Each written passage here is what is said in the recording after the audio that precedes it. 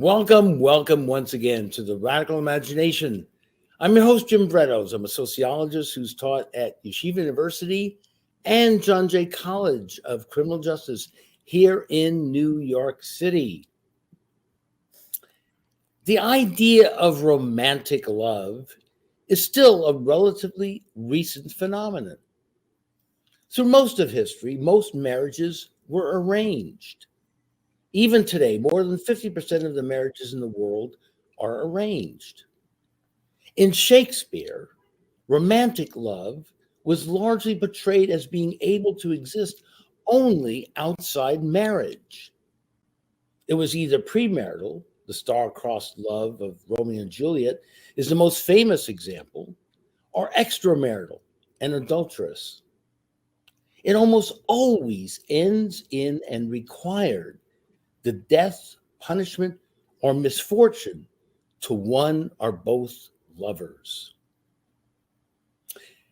Shakespeare is telling us that the whole social world makes love next to impossible.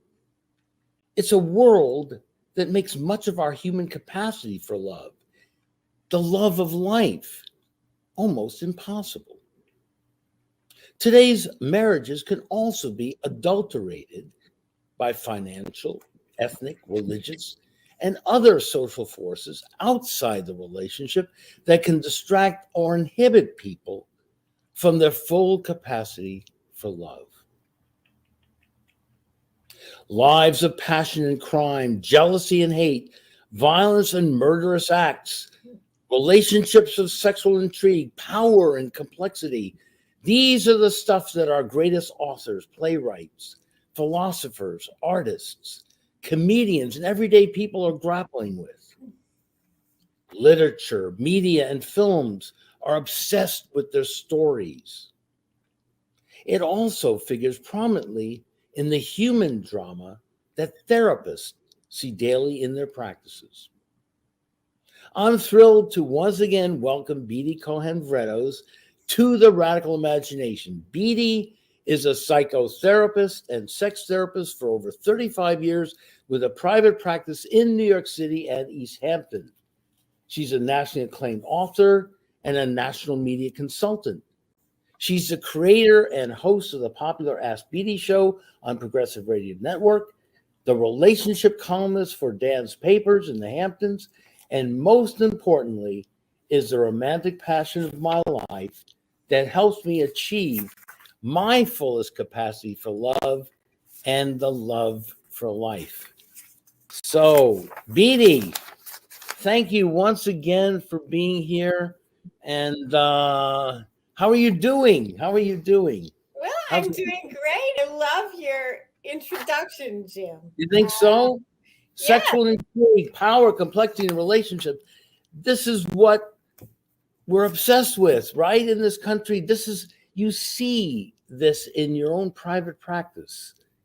Yes. Correct. We're certainly obsessed with all of this, Jim, and yet the reality is that we're not doing very well when it comes to our relationships. And I want to cite some depressing statistics, but then I have some good news that, of course, I want to share with people about how to find and maintain and sustain loving relationships. I mean, the reality is that there's about a 50% divorce rate for first marriages in the United States. For second marriages, 67% of second marriages fail. And I'll always ask people, what do you think happens when it comes to third marriages? Well, couples marrying for the third time divorce at a rate of close to 72%. So there's certainly a lot that people need to learn about relationships, romance, sexuality, and healthy relationships. The statistics are just the tip of the iceberg. Even people who stay together, many are saying they're not all that happy. Why is it so difficult for people to achieve the sort of love and especially romantic love in and outside of a marriage arrangement?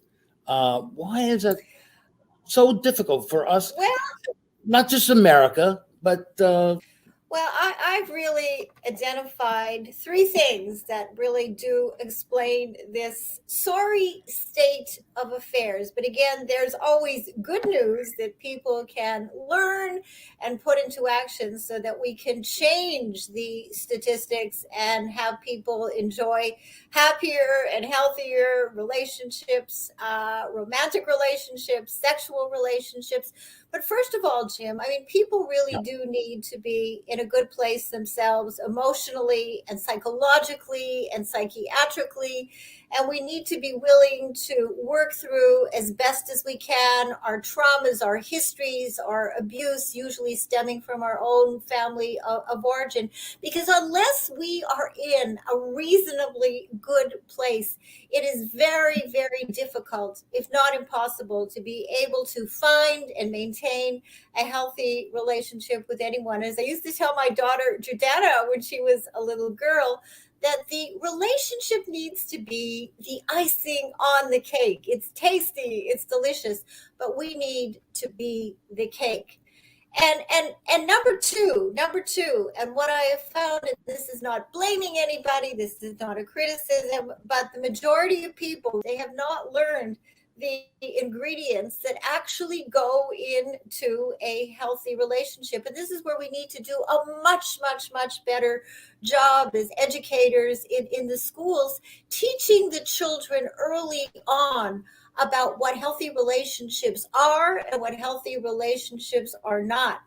And then number three, and I know you and I, we've talked about this on the show many, many times, is that I did research with 450 people in the Boston, Connecticut, and Providence areas a number of years ago. And I came up with a 10-step formula. And people who know me, they know that I'm very, very bottom line. If it doesn't work, let's not waste our time talking about it. But this formula is an assessment formula. And I know that when you think about love and romance and sex, you really don't want to have to think about assessment. And yet this formula is an assessment formula that teaches us exactly how to evaluate and how to assess who's right for us and who is wrong for us before committing to any serious relationship. Because when you think about it, Jim, we assess everything in our lives, our phones, our computers, our cars, our all of our devices. And yet when we think about relationships, we would rarely ever use that term, assessment. And yet it is critical. Understood. But again, as you know, we went to see Carmen's Bizet's opera Carmen the other night. And he's talking about a world of intense physical attraction, sexual chemistry. And why is it that so many people, again, even being in tune with their own needs or their own backgrounds and the backgrounds of their partners, why do you feel that the institution of marriage seems to inhibit this from happening, from people culminating and really achieving the sort of physical and sexual and romantic happiness that we're all yearning for, or many of us are yearning for? Well, Jim, as you well know, it is a real challenge. And when people are dating and when they're first meeting each other and getting to know each other, they don't have the issues typically, the worries of children and finances and politics. And it's very, very easy when you're single and dating, although these days it's not so easy if you're single and dating at all, which is another subject for another show.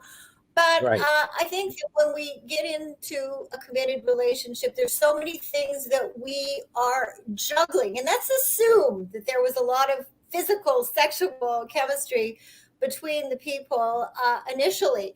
Then real life really kicks in, and there are the worries of jobs, and look at what's going on in the world right now with layoffs and wars and so many different issues that really do interfere on a day-to-day basis with being able to maintain and sustain on a daily basis the romance, and yet it is something that people need to know that they can do and they should do, and that we need to really find ways to prioritize our very, very precious relationships, and find the time to have dates, and find the time to make love and have sex, and give ourselves permission to not just fall into the bored lifestyle that so many couples find themselves in. We need to be mindful that this needs to be a priority, not just romance and sex,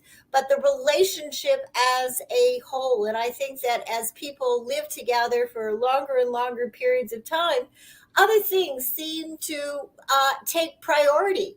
And it is always a mistake. I mean, I'm looking at some of the extramarital statistics in this country. About 15 to 20%, and that number is low, by the way, of married couples cheat. 13% of women and 20% of men admitted to having sex with someone else who was not their spouse. And again, these numbers I know are low. Most people who cheat have been married for 20 to 30 years, and interestingly are between the ages of 50 and 60%.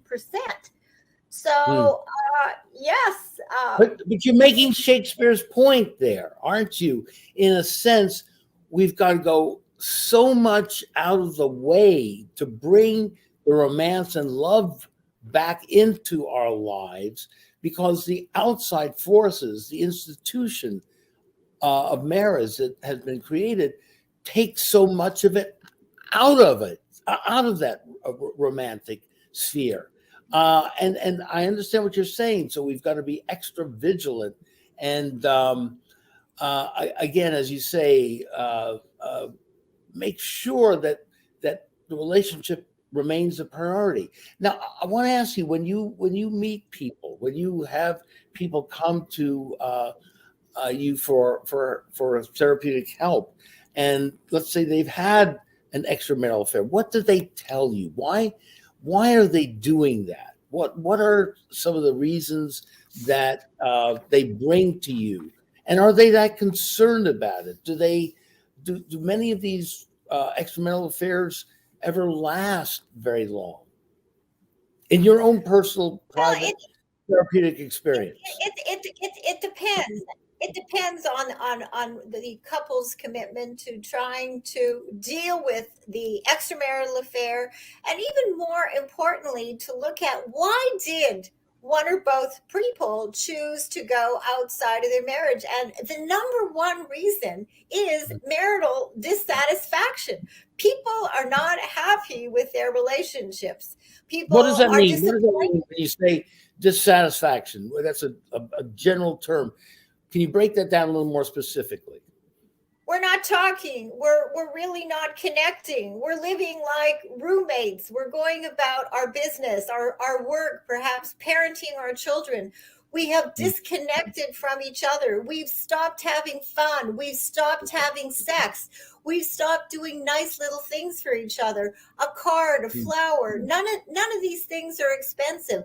A text thinking about you. I miss you. I look forward to seeing you. All of these little things, and they may seem unimportant. They are very, very, very important. And people also need to find ways, Jim, that when issues arise, and they're going to arise in all relationships, the perfect relationship where there are no differences, I mean, that doesn't exist. I mean, that's in fairy tale land. And people need to have the communication skills and the problem solving skills to deal effectively with issues when issues are definitely going to arise in the relationship. And another thing is that, and I see this with couples, and I've been doing this now for over 35 years, is that people oftentimes, they just let their sex lives go. They don't take care of themselves. They don't take care of their physicality. They don't exercise. They become overweight. And people might say, well, that's kind of a superficial thing to be talking about. But all of these things help to keep the sizzle in your relationship and to keep the sizzle in your sex life. When I was discussing a happiness study, a Harvard study that has been going on now for over 75 years. They were looking at what is happiness really all about? And Dr. Wallinger, who is the lead person in this study, said that it was clear. There was absolutely no debate that the number one most important thing in our life that contributes to our happiness is having healthy relationships, healthy personal relationships, healthy romantic relationships. And we need to be focused. We need to keep our eyes, my late father used to say when we were talking about tennis, we need to keep our eye on the ball and not allow all the external things in our lives to take over. And if we do, we are asking for trouble, as these statistics indicate. Do extramarital affairs usually turn out to be eventually negative for the people involved? Do they return or try to return to their partners, or does it in some way maybe rejuvenate, or possibly are there positive aspects of it that can rejuvenate the primary relationship? Or do you see, I guess what I'm trying to say is, are there positives Yes. To this? And the second part of what I want to say is, why are we so obsessed with... Okay, go ahead. Sorry, go ahead. All right. What I was going to say, that my latest Ask Beatty column for Dan's papers in the Hamptons and in Palm Beach deals with crisis. And I think that extramarital affairs, I mean, talk about a crisis that occurs when you find out that your partner or your partners are having extramarital affairs. It is a wake-up call, because most of the couples that I have treated where there has been an extramarital affair have not broken up. They were willing to take a look at what happened, even though we can't change our history, and find ways. And it's not an easy course. It's not a quick fix path, to find ways to move forward, improving the quality of their lives and their relationships. Happy people who are happy in their relationships are not typically open to having extramarital affairs. So that if things are off, whether or not it's the sex or the communication or the problem solving, we need to be diligent. And of course, my mantra is to be willing to acknowledge, address, and resolve as best as we can the things that are getting in the way of our lives and our relationships. And if we keep that mindset going, we are going to be on a good path in terms of our romantic and primary and sexual relationships. Do you think, in your therapeutic experience, many people should have never gotten married in the first place? Do you think that, and so what should have happened? Continued on with the relationship, and they should have read my book.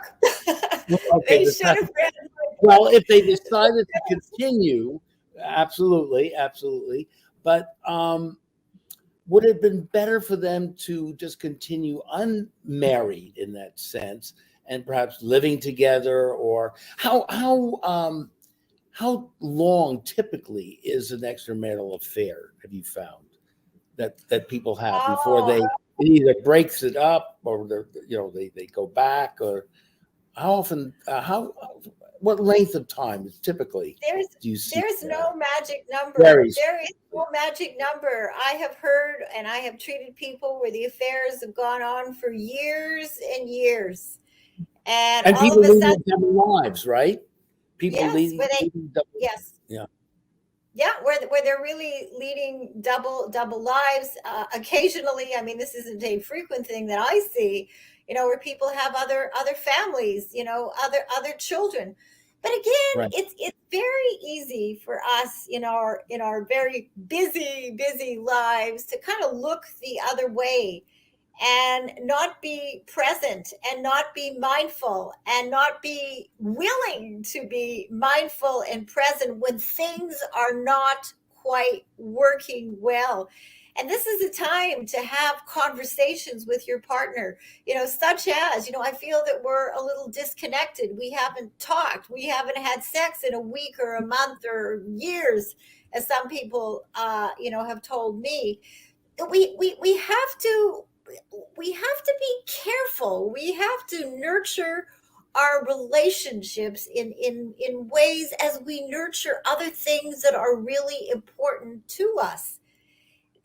Good things just don't happen on their own.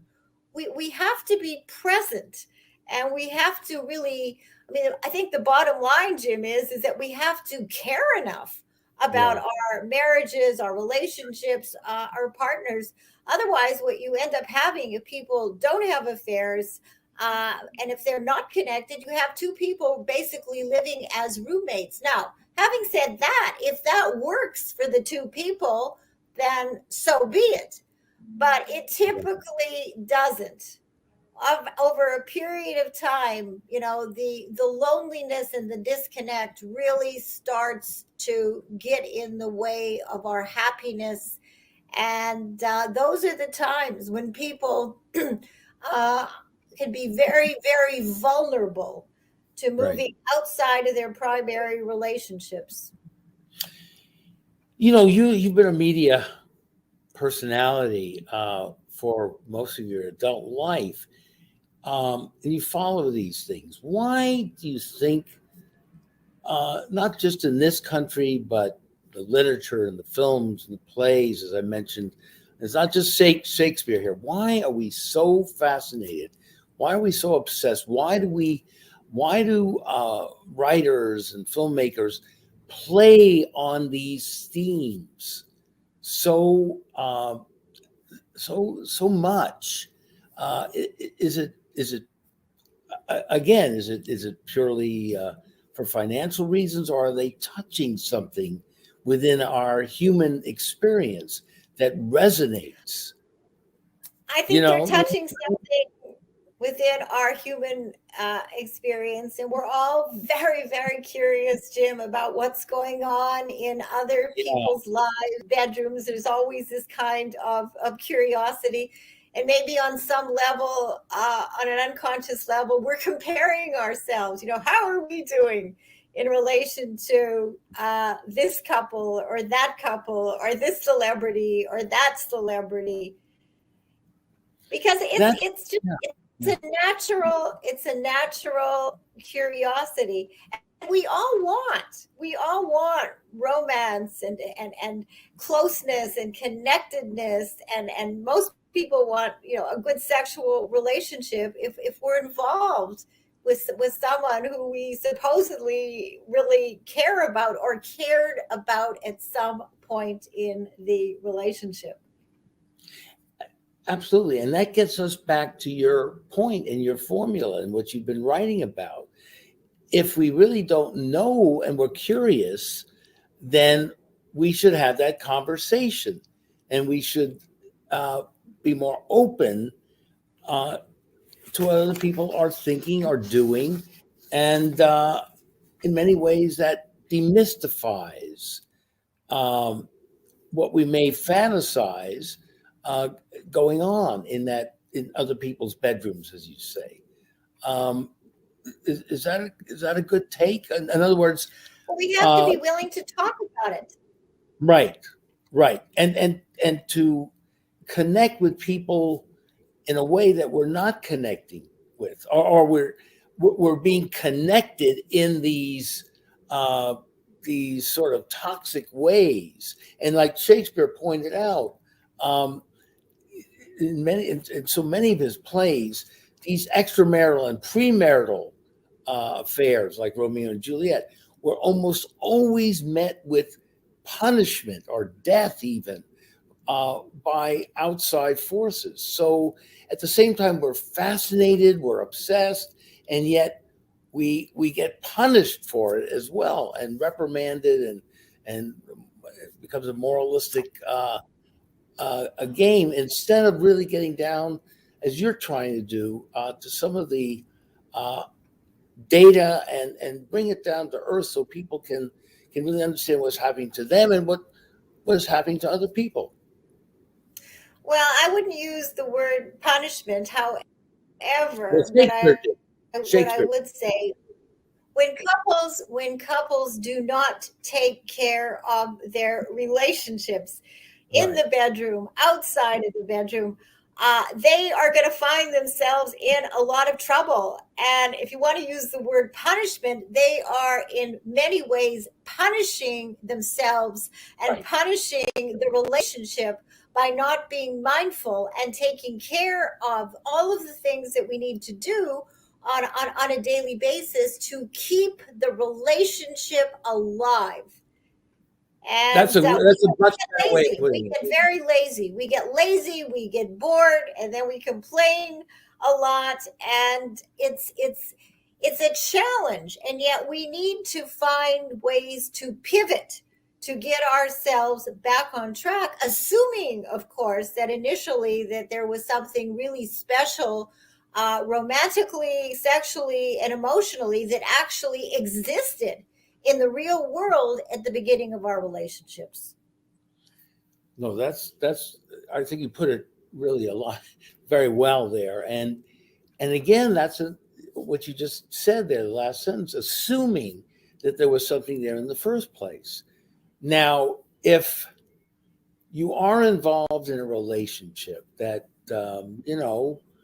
is perhaps not the be all and end all, and the heavens don't open, and all good things you're feeling whenever you see your partner there. Are we expecting too much? Yes, we are expecting too much. We are not going to be hearing bells ringing every single day or every single time we're going to see our partner, or every single time we are going to be having sex. That is fantasy. That is Hollywood. But again, what we need to try to do is to be willing to say, listen, I think we're a little off track. I think we've been a little disconnected lately. And to talk about, okay, why don't we have a special day, or why don't we take some time, get a babysitter, get the kids out of the house if you happen to have children. Why not have some quiet time together where we can, begin to make love to each other out of the bedroom, and then hopefully find our ways into the bedroom. And again, I've really, really hoped that I have been able to convince people that it is very important to not let their sex lives go. It is truly, Jim, it is always a mistake. So it's challenging. This is all very challenging. Right. So that, in a sense, is the first thing that goes. I mean, there are underlying reasons as to why people aren't having the sort of sexual relationship that they may have wanted, but that's usually the first thing that you notice, right, as a therapist, that either there's trouble, that it's gone, and so on. Is that correct? Well, I think when people typically come to see me, they don't come because their sex life is gone. They come to see me because they're just angry, they're disconnected, they're thinking about getting a divorce. There may be abuse of various different kinds, whether or not we're talking about verbal abuse or physical abuse or emotional abuse, where the disconnect has really taken over the relationship. And then, of course, when I do my in-depth evaluations, I always, of course, will ask about people's sex lives. And in the course of what I'm describing, that too is something that has typically gone by the wayside. And, we kind of need to look at, when things start, hopefully people are in love and there's romance and there's sex and there's connection. And I think that it's very, very important for people to understand what went wrong, even though we can't change our history, and find ways to pivot back if they're both serious about wanting to improve the quality of their relationship. Try to pivot back to a path where we can find ways again to try to reconnect. And yet these divorce statistics, they're very dire. I mean, if you're looking at a divorce statistic for third marriages, Jim, of 73%. And that divorce statistic has really been climbing for couples who've been married a very, very long time. And it used to be that couples who were in their 60s and 70s probably were saying to themselves, oh, well, it's too late to start over. But what we're seeing, and it's called the gray divorce. There's actually a terminology for all of this, where couples are divorcing also later in their lives. Is that, again, ultimately the reason you see so many older men look for younger women to somehow invigorate themselves again as men, or have the same feelings that they once had as younger men? Those first few weeks or months of an extramarital affair may in fact be like what they may have experienced before as a younger man. I suppose ultimately it could mean women too who are having extramarital affairs wanting to have that same feeling. Is that do you find that accurate, what I've just said? I think if there was one word to describe what we're talking about, Jim, is we want to feel alive. And that's Sondheim's song, right? Feeling alive. And so many people that I see who are in relationships and who are married, they describe their feelings of just feeling dead. I feel dead inside, and we want to feel alive. And, hopefully people are going to find positive and constructive things to do other than go out of their marriages to begin to feel that aliveness. That's a great point. And again, as a sociologist, I begin to think about the various social forces that play on us, or whether we're in a relationship or not, that is deadening, that is toxic, that is depressing. And it seems like in part you can't separate the two. We were, been in this pandemic. We read every day of increased ecological devastation, possible nuclear war, and so on, poverty rates, homelessness, and so on. This plays on us, on our sense of what life should be all about. And it's got to be, intertwined in how we are intimately involved with people as well, right? No, absolutely. And yet there's certain things that we can't control. I mean, we can control, ecological devastation maybe in our own little way, but that's a huge problem. I know I'm not going to be able to solve the world problem of ecological devastation, but I do know what I can do every single day to make sure that I'm living my life in ways that are in my best interest. In fact, that's one of the segments on my Ask Beatty show on the Progressive Radio Network. The segment is, how are you doing? And I ask people to examine their relationships and their self-care and their mental health and their sleep, so that there are many things that we can do. I mean, I know for me to feel really great, I mean, other than, seeing you in the morning when I open up my eyes and looking forward to having coffee and sitting with our dog Cha-Cha, I know that there are many other things that I have to do. I have to exercise. I have weights in our bedroom.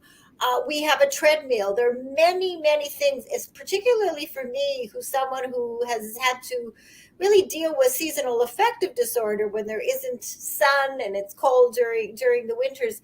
Exercise for me happens to be very important. I know a couple of days ago, I was telling you that I didn't really feel like doing the Ask Beatty show. And yet I knew, I asked myself, I said, how am I going to feel if I decide to just have the producers run a tape of a previous show, and I knew that that was not going to be in my best interest, that I was going to miss doing the show ultimately. So again, I think it's about all of us being very, very mindful as we go through our days, as we navigate our lives and relationships, and asking this very, very central question: am I being good to myself? Is this good for me? And if you're in a relationship and you're finding, days and weeks and months that this relationship is not good for you, and you've tried and you've discussed and perhaps you've gone for therapy, then you have some options. You can continue doing the same old thing and complain for another 25 years. And in certain situations, divorce and ending the relationship is exactly what people need to do.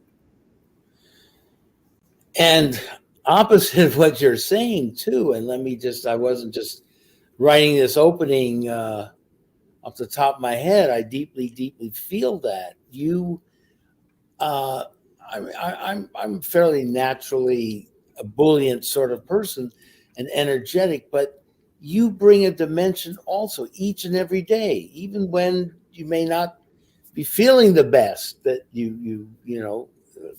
that you can feel. But it is so important to be involved with you personally and with people who are these positive life forces. And so I admire, I love you and respect you so very much for doing that. And you are that life force. It comes across, in the show here. It comes across in your work, in your writing, and also obviously with relationships with me. So how can you get people, in a sense, to have more of that energy, that positive energy? Well, it's very hard to have positive energy if you are suffering from depression or anxiety or other psychiatric problems, or if you have been in abusive situations where you were perhaps sexually abused as a child, or where you were in a violent sexual relationship or a dating relationship. I was citing some statistics earlier today with somebody.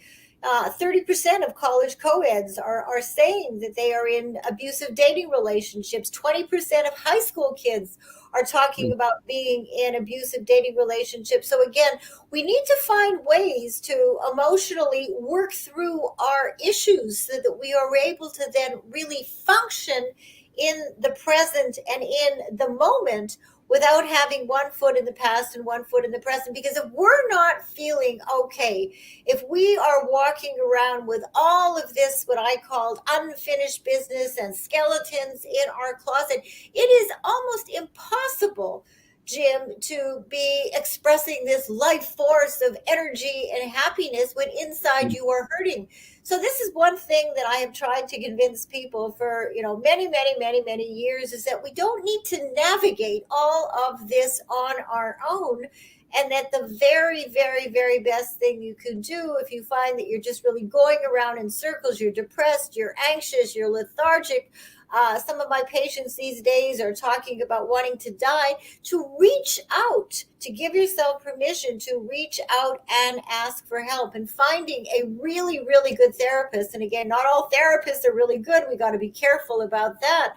It can really be a game changer. And something else that you mentioned, which again is something that I have been talking about for years, is to keep all toxicity out of our lives, not just the chemicals in our foods, but the people. So I have a zero toxicity policy. I don't want any poison in my life, not a little bit of poison or any poison. So again, we have to be honest with ourselves and very, very mindful in looking at our relationships with people, our colleagues, our bosses, our family members, who stays and perhaps who should go. Because after you've tried to work out issues with people, and then it just seems to be an impossible task, you need to free yourself. And in order to feel alive, we have to get rid of all poison of all kinds, including people and family. Yeah, well put. Well put. I'm just curious. You've been doing this for, as you say, over 35 years. Do you find your cases have changed over the years? Do you think that people are bringing more severe problems to you? Or do you notice a difference in the level of depression, anxiety, and so on? Or does that remain relatively constant? What I have noticed, certainly since the pandemic, is that people are feeling and expressing more and more feelings of isolation and disconnect. So many people are working from home so that they don't go into the office, they don't see anybody. In fact, I treat a couple of young men who are in Chicago, and they are single and they work from home most of the time. And we were looking at possible singles events, in-person events, not Zoom events, that they could go to with the hopes of meeting people. And we could hardly find any in a big city like Chicago. I think we've gotten very used to sitting in front of our screens, very used to being on the dating apps. And interestingly, only 12% of people actually find relationships on all of these different dating apps. So that there is a loneliness there. I mean, they talk about the loneliness epidemic. There is a disconnect that I have not actually ever heard so many people describing things in this way prior to the pandemic. And it doesn't mean that we've gotten out of our way. I mean, I have a patient who lives a block away from where we live, Jim, and she won't come in. We're on FaceTime, and I've said to her, "You're a block away," and it's not because she's afraid of getting COVID. And it's been over 2 years since I've seen her. In fact, my entire New York City practice, other than one person, is on Zoom. People need to get on a subway, or they can, walk and have that face-to-face intimate connection. And yet they choose not to. And yet at the same time, they're talking about how disconnected and lonely they're feeling. Yeah. Well, on a positive note, as you know, when we went to this wonderful opera, it was last Sunday, whatever, it was the Good Shepherd Church right by Lincoln Center there, 66th Street, and so on. There were pretty much sold out, and there were people with walkers, with canes, it was a cold evening, and people were making their way up these steep stairs, and there were elderly people, there were young people, there were kids. So you gotta make that effort. And it was all, our friend Jonathan Geffner and his daughter Michelle Geffner was the lead in the opera. It was so worthwhile and meant so much to be there in person. So your point's well taken. You gotta make an effort. Life is an effort. You gotta get out there to be in the game, as you put it. And so as we are weaned away from this pandemic, I think your advice is well taken. Get out there and take a chance, meet people, go to things, and it'll happen. Life is out there. Community's out there, wherever you may be. It's not just Manhattan. But there are, go ahead. I just... No, I was going to say there's just been more and more of a tendency. Of course, we didn't grow up like this, where people spend hours and hours and hours in front of their screen. They're playing games, they're playing puzzles. I'm not exactly sure, what people are doing. I know that there's been a lot of usage on the on the porn sites. And yet it's true, Jim. We become, I think, just very, very, very lazy. When I think of many patients that I see, and I love the people that I treat, many are lying in bed in their pajamas when they're having their psychotherapy with me. It's like, really? Get dressed, comb your hair, put on some makeup, perhaps, and project. And another thing, or when you go to, and also, Beatty, when you go to services, right? yes, The synagogue, people are all blocking their boxes. Come on, show your face.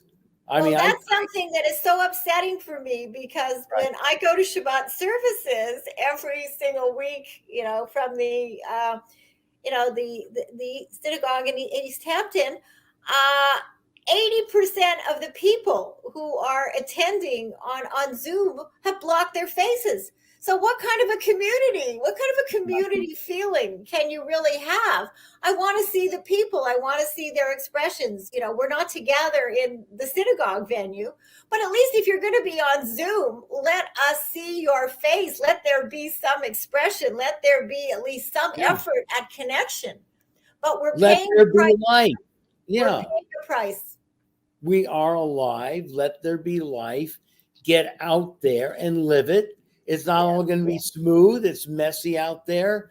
You're going to meet people that are going to be causing you trouble, but at least you're out there in the middle of the game. And the opening clip that I'm showing here for our show is a 4-minute clip of Romeo, the famous balcony scene of Romeo and Juliet when they meet. And it is the most beautiful, beautiful, beautiful scene of two people connecting and feeling that life force that you're talking about. And so you put it so well. We've got to keep that in mind and get out there, live life, show your humanity toward others, toward yourself, and so on. So we've got just a few more seconds to go. When is your show on again, Beatty? The Ask Beatty show? Oh, the Ask Beatty show is live every Monday afternoon from 4 p.m. Eastern Standard Time. And I invite people to go to the website, the beattycohan.com website, and you can contact me. You can ask questions or make comments, because I really love to hear from all of you, and would love to get some feedback from all of you today about today's show. I've loved being a guest, Jim. Thank you for having me.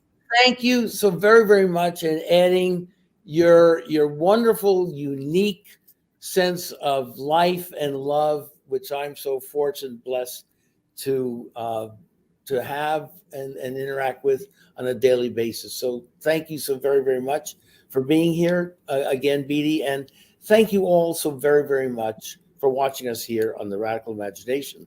This is Jim Vrettors. We'll see you again next week on The Radical Imagination.